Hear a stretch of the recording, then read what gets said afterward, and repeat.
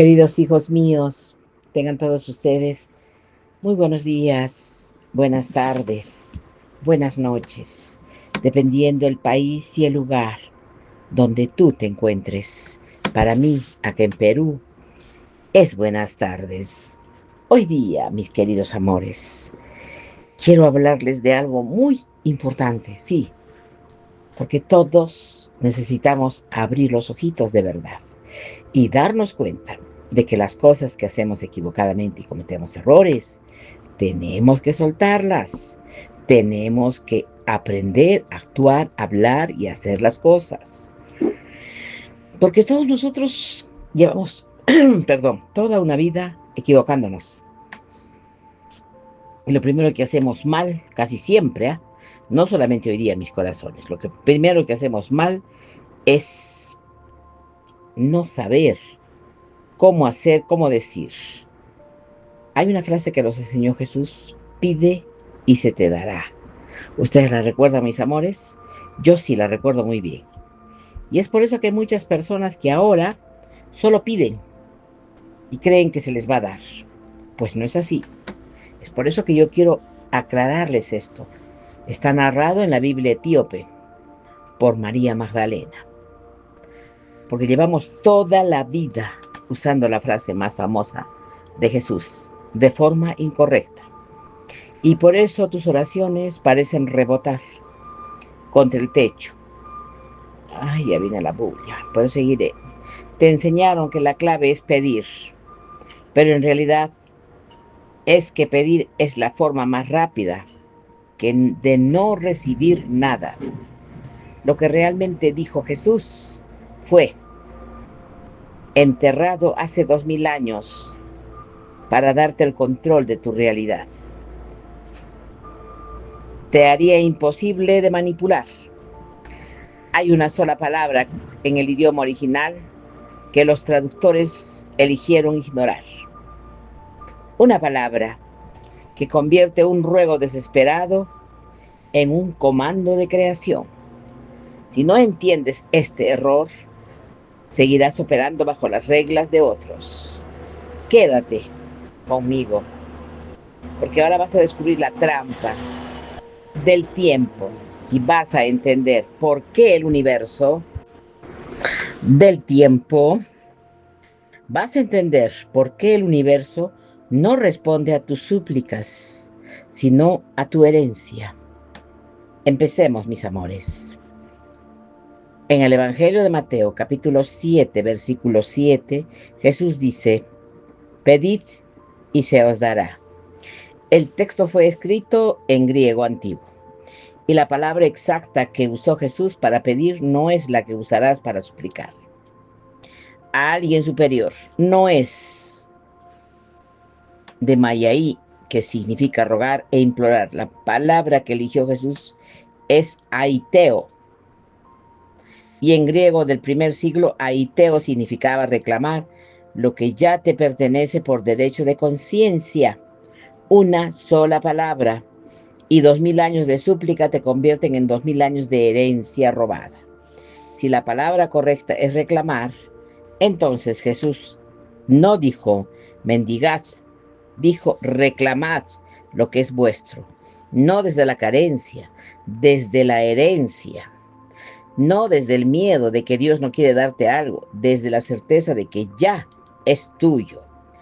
¿Y por qué nadie te dijo esto antes, mi corazón? Porque hay instituciones que sobreviven exactamente mientras tú no lo sabes, mientras sigues en esa cola de espera, dependiendo de intermediarios,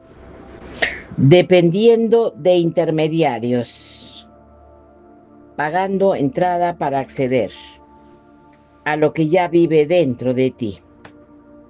Pero el texto no miente, y ahora lo vamos a leer juntos, como fue escrito originalmente, mis corazones. Ahora escucha lo que viene, porque aquí es donde el sistema empieza a temblar. En el Evangelio de Juan, capítulo 10, versículo 34, Jesús dice algo que casi ningún pastor cita desde el púlpito. No está escrito en vuestra ley. Yo dije que sois dioses. No lo digo susurrando, no lo digo en privado, no lo digo en el momento más tenso de su ministerio, lo dijo público. Como las autoridades religiosas lo acusaban de blasfemia por declararse hijo de Dios, y su respuesta no fue retractarse ni humillarse, fue señalar que esta naturaleza divina no era exclusiva de él, que el Salmo 82 ya lo había declarado, que todos, absolutamente todos los seres conscientes llevan esa herencia, todos sin excepción, sin requisitos adicionales, incluso tú. La neurociencia llama a esto identidad de referencia. Lo que crees que eres en lo más profundo determina qué señales emite tu sistema nervioso al entorno. Lo que percibes, lo que atraes, lo que colapsas como experiencia desde el campo de posibilidades.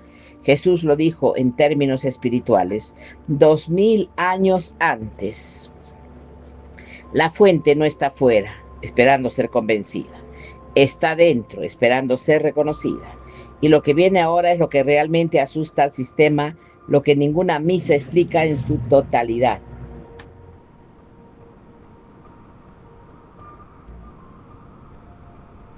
Regresa al versículo de Mateo: pedid y se os dará, buscad y hallaréis, llamad y se os abrirá.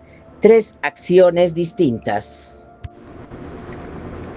La iglesia institucional durante siglos trató como sinónimos poéticos,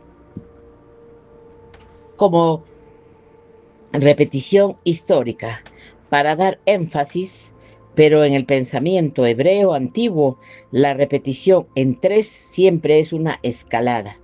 3 niveles de comprensión que van de menos a más profundo. Y si confundes los niveles de oración, pierdes todo su poder. La primera, aiteo, es la intención, es plantar la semilla en tu campo de conciencia. Pero una semilla en tierra estéril germina. No importa cuántas veces la riegues. Y la tierra aquí es tu estado emocional. En el momento de orar, si pides desde el miedo, la señal que sale de ti no dice quiero abundancia, dice soy alguien que carece. El campo creador responde a lo que eres en ese momento, no a lo que dice que deseas. Jesús lo enseñó en el Evangelio de Marcos, capítulo 4, versículo 24. Con la medida que midas se os medirá. No es una advertencia moral, es una descripción de cómo funciona la ley del reflejo. Pides abundancia, pero en silencio crees que el dinero es sucio y que no lo mereces. Entonces la ley recibe esa creencia más profunda, la que no dices en voz alta, la refleja como experiencia. Pides salud, pero te identificas con la enfermedad como parte de tu historia. Esa identificación gana, no porque Dios te castigue, mi corazón, sino porque el 95% de tu programación mental opera desde el subconsciente, sin que tú lo notes, y esa programación es siempre más poderosa que las palabras que articulas en la oración. Pero hay una salida, y Jesús lo dijo, la nombró con precisión. La segunda acción es buscar, y buscar implica algo que la oración de rodillas y ojos cerrados no siempre incluye. Movimiento hacia algo que ya crees que existe. Nadie busca con determinación lo que cree que no existe. Cuando buscas desde esa certeza, tu cerebro activa lo que los neurocientíficos llaman sistema reticular ascendente. La red neuronal que filtra los millones de estímulos que te rodean en cada segundo y te muestran únicamente los que están alineados con lo que tú buscas, mi corazón. Lo que antes veías como obstáculos empieza a verse como rutas. Las sincronías que antes llamabas coincidencias revelan su estructura de personas, porque las personas adecuadas aparecen. Los recursos que siempre estuvieron disponibles se vuelven visibles. no porque el universo cambie, sino porque tú cambias. Entonces la frecuencia desde la que lo observas, los antiguos hebreos llamaban a este estado Chema. Escuchar con todo el ser, no con los oídos, solamente con la atención completa dirigida como una lanza hacia lo que ya se sabe que existe. Jesús no inventó una filosofía nueva, codificó una ley que opera con independencia de la que la reconozcas o no. La tercera acción es llamar aquí y está. El núcleo de la revelación que la tradición enterró, cuando llamas a una puerta, no dudas si hay alguien adentro. No llegas preguntándote si mereces que te abran. Llegas y tocas con certeza, ¿verdad? Por supuesto. Natural, de quien sabe que hay alguien al otro lado y que esa puerta se va a abrir porque la relación lo garantiza. No es arrogancia, es la frecuencia de quien conoce su lugar en relación con el Creador a ese nivel de que fue, que Jesús describía, no fe como emoción que aparece y desaparece según el estado de ánimo, no fe como creencia intelectual que repites de memoria en los servicios dominicales. Es una fe como coherencia total entre lo que dices, lo que sientes en todo tu cuerpo o lo que piensas tú en silencio y lo crees en lo más profundo que eres. ¿Cómo vivir desde la respuesta antes de ver la respuesta? Esto está interesante. Ahora viene lo que más incomoda al sistema, lo que fue mal traducido durante siglos. No fue error académico, sino por una conveniencia que favorece el control. En el Evangelio de Marcos, capítulo 11, versículo 24, dice Jesús que cree que lo recibiréis y os vendrá. Y así lo tradujeron en tiempo futuro, algo que vendrá después, cuando Dios decida si Dios quiere, si tú lo mereces suficiente.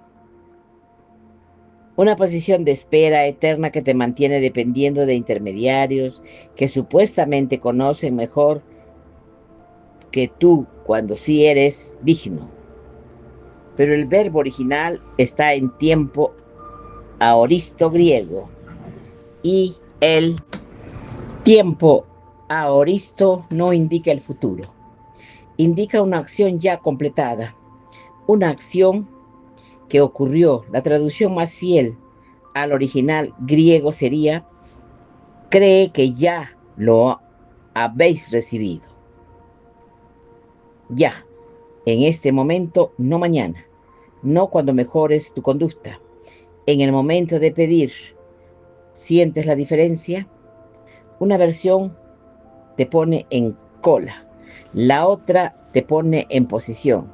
Y aquí, en este punto exacto, la física cuántica confirma lo que Jesús enseñó hace 2000 años y lo hace con la precisión de las matemáticas. El campo cuántico de posibilidades existe simultáneamente en todas sus versiones. Hasta un observador consciente colapsa una versión específica en realidad observable. La calidad de esa observación, la frecuencia desde donde la observas, la certeza con que lo haces determina una versión que se materializa en tu experiencia de vida. Jesús lo llamó fe. La física cuántica lo llama colapso de función de onda por observación consciente.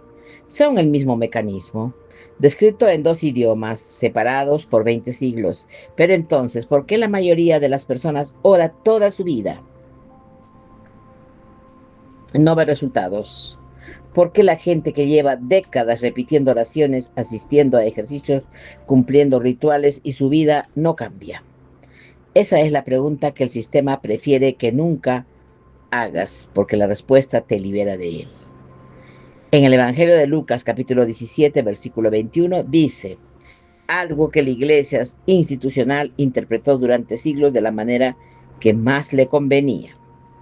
Dice, el reino de Dios no vendrá con señales visibles que podrán observarse, ni dirán, helo aquí o helo allí, porque el reino de Dios está en vosotros. Las palabras griegas es envos y entos no significa entre, un grupo de personas no significa en medio de una asamblea o en el interior de un templo. Significa dentro de vosotros, en tu interior. El reino de Dios, de todo lo que pides, el campo de donde emergen todo, se para de esta realidad. No es Dios. Dios no se ha movido. El obstáculo eres tú y tiene un nombre muy preciso. Incoherencia interior. Cuando hay división entre lo que pides con la boca y lo que crees es lo más profundo que tu ser, porque las dos señales se cancelan entre sí. No porque Dios no escuche. Dios escucha con una precisión que te hará temblar. Si lo consideras del todo, el problema es que estás enviando simultáneamente señales, ¿dónde está? Dos frecuencias contradictorias al mismo tiempo. Campo creador, y ese campo responde a la señal dominante, no a la más ruidosa. Pides con la voz, dudas con el cuerpo, y el cuerpo siempre gana. Los investigadores del instituto están en California. Han medido esto con instrumentos. Cuando hay coherencia entre el corazón y la mente, cuando el estado emocional y el pensamiento se alinean, el cuerpo emite un campo electromagnético diferente, medible, que altera literalmente la percepción del individuo. Las sincronías que experimenta, las oportunidades que detecta, Jesús lo llamó paz, que sobrepasa todo entendimiento. Pablo lo describió en la carta a los Filipenses, capítulo 4, versículo 7. La paz de Dios guardará vuestros corazones y vuestras mentes. Pero esta paz, Pablo lo aclara con 2 versículos antes, viene de prestar las peticiones a Dios con acción de gracias, no con desesperación, no con urgencias nacidas del miedo, con gratitud, sí, gratitud por algo que aún no ves, gratitud anticipatoria. Y ahora quiero que veas algo que la mayoría pasa por alto en la historia de Lázaro. Algo, cuando lo entiendas, reorganiza toda tu comprensión.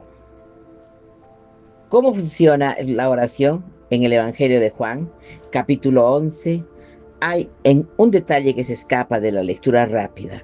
Antes de que Lázaro salga de la tumba, antes de que ocurra el milagro, antes de que el resultado sea visible, nuestro amado Jesús dijo algo, hace algo, que no tendría sentido si estuviera esperando que Dios actuara.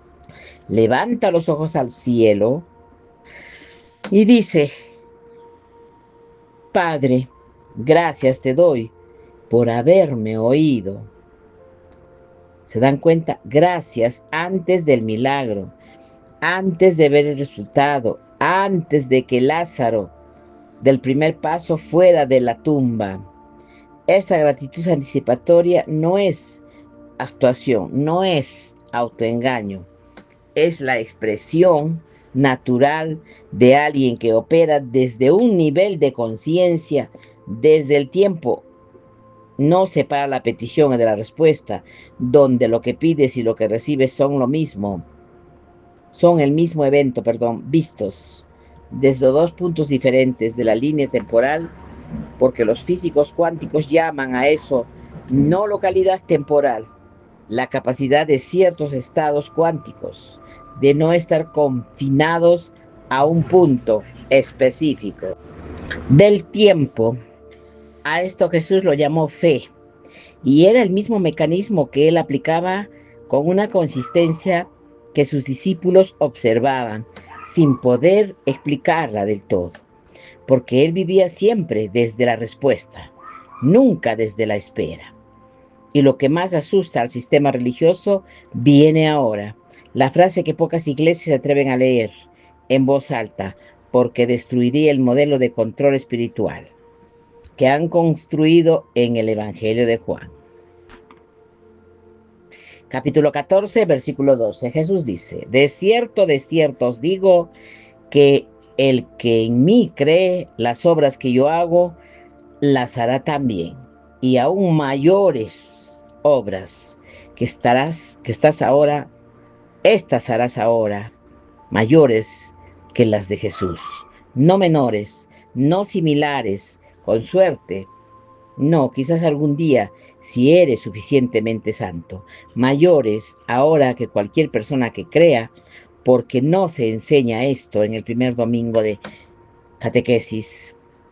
Porque si lo creyeras de verdad, si lo incorporaras no como doctrina abstracta, sino como reconocimiento profundo de lo que ya eres, no necesitarías que ninguna institución te diera acceso a lo divino, no necesitarías seguir ni pagar entrada, no necesitarías permiso. Y eso es exactamente lo que Jesús quería que supieras. Por eso también dijo en Mateo capítulo 6, versículo 6, cuando ores, entra en tu aposento, cierra la puerta y ora a tu Padre en secreto. Tu aposento no es un edificio, no es un rito colectivo, supervisado por alguien más. Tu espacio interior, ese lugar dentro de ti donde no hay performance, no hay audiencia, no hay protocolo diseñado para mantenerte dependiente. Solo tú y el Creador en comunicación directa, íntima, sin intermediarios. Jesús no estaba describiendo un cuarto físico, estaba describiendo un estado de conciencia, el estado donde la mente se aquieta y el cuerpo entra en coherencia, lo que todas las tradiciones contemplativas del mundo han enseñado, con distintos nombres a lo largo de la historia, lo que la neurociencia moderna llama estado de ondas, Z, el estado asociado a la creatividad profunda, la intuición y la plasticidad neuronal máxima. Jesús lo codificó como instrucción práctica 2000 años antes de que nadie lo llamara meditación. Y hay una última clave, la más íntima, la que transforma la mecánica de todo lo anterior.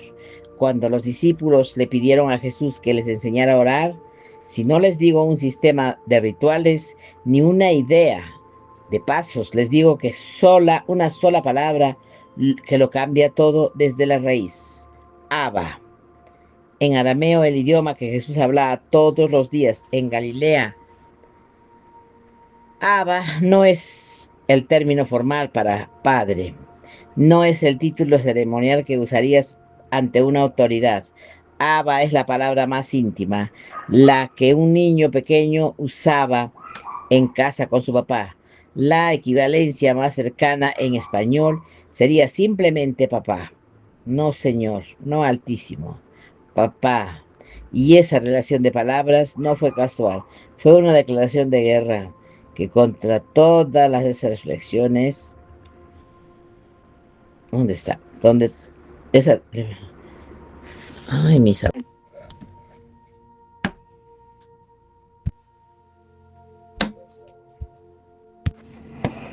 La institución y la plasticidad neuronal máxima. Jesús lo codificó como instrucción práctica 2000 años antes de que nadie lo llamara meditación. Y hay una última clave, la más íntima, la que transforma la mecánica de todo lo anterior. Cuando los discípulos le pidieron a Jesús que les enseñara a orar, Él no les dio un sistema de rituales, ni una lista de pasos. Les dio una sola palabra que lo cambia todo desde la raíz. Abba. En arameo, el idioma que Jesús hablaba todos los días en Galilea. Abba no es el término formal para padre, no es el título ceremonial que usarías ante una autoridad. Abba es la palabra más íntima, la que un niño pequeño usaba en casa con su papá. La equivalencia más cercana en español sería simplemente papá, no señor, no altísimo, papá. Y esa elección de palabra no fue casual. Fue una declaración de guerra contra toda la teología de distancia y castigo que llevaba siglos instalada en la conciencia colectiva. Jesús estaba diciendo: la relación que tienes con el Creador no es la de un súbdito ante un rey que decide arbitrariamente. Tu destino es la de un hijo amado ante un padre que ya sabe lo que necesitas antes de que lo pidas. Él mismo lo confirma 2 versículos antes del Padre Nuestro. En Mateo capítulo 6, versículo 8. Vuestro Padre sabe de qué cosa tenéis necesidad antes de que vosotros le pidáis.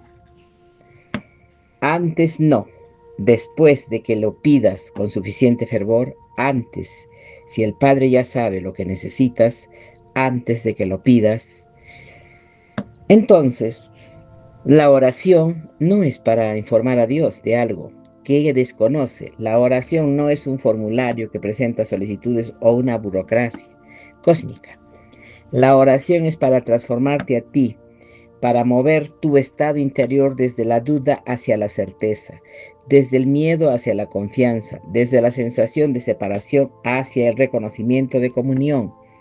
La oración no cambia a Dios, te cambia a ti. Y al cambiarte a ti, cambia lo que eres capaz de recibir, cambia tu frecuencia.